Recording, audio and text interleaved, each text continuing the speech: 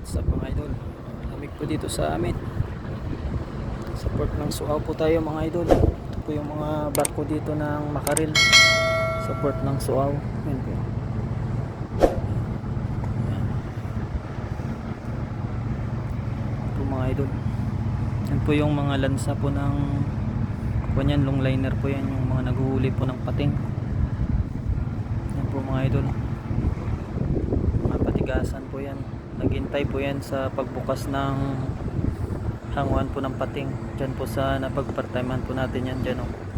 Sa malaking fishport na po yan. Sa likod po ng museum, andun po yung museum. Dito po yung coast guard po ng Suaw. Tapos yung fisheries po.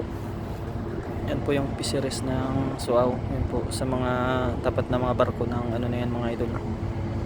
Mga porciner po yan. Pang mackerel po yan. Yan po yung fisheries nila. Napakalamig po dito ngayon. Wala po kami operation gawa ng Chinese New Year. Bukas po. Hanggang katapusan po wala po kami operation. Next month pa po mga idol. Yan. Yan po, madami po hilira na yan na ano na yan mga idol, long net po yan saka long liner, local lang po yan mga idol. Nag-uuli po yan ng mga pating tuna saka marlin po,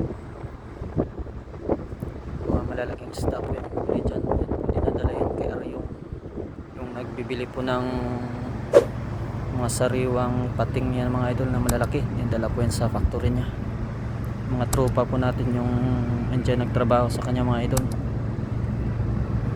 Diyan po. Hanggang dun po yan mga idol. Hindi lang po dito. Sa kabila po yung international port na makita nyo may bulk carrier po dyan. Nakatraka sa kabilang port na yan.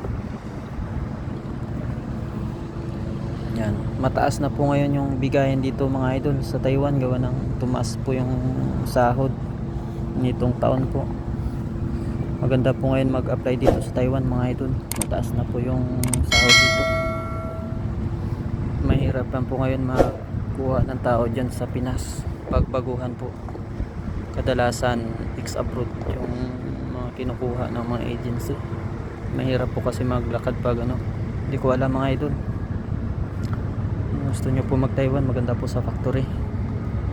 Dito mahirap po pumasok sa mga ganitong trabaho po, gawa ng mga skilled worker lang po yung kinukuha nila dito sa mga ganitong trabaho po. Sa seabase po ito mga idol.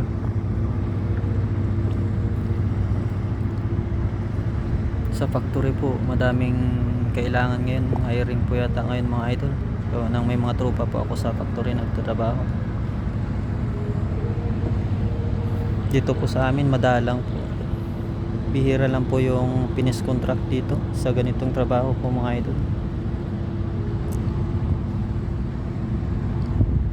Yan. Mataas nga po yung bigayan dito, kakaunti lang naman po yung hiring. Sa factory po madami.